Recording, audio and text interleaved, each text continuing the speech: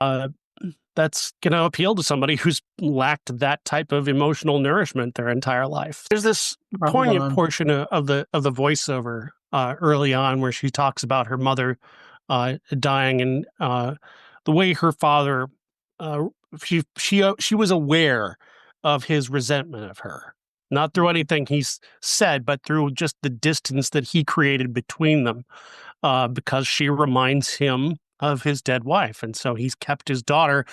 He's been a good father, but he's kept her at this sort of emotional distance that has created this absence that I think dehumanizes him to a point where it's not that she doesn't feel bad about him dying, but she doesn't have many feelings about him dying because she is so disconnected from him. She's also known the absence of parental love for her entire life because Yeah. because of her father's distance and her mother's death, and so that her longing for something other than this lack, which he comes in and is just loving and supportive, and I mean it's a classic love bomb. I mean he's constantly going he's constantly there and talking to her and listening to her and giving her things and telling her how pretty she is.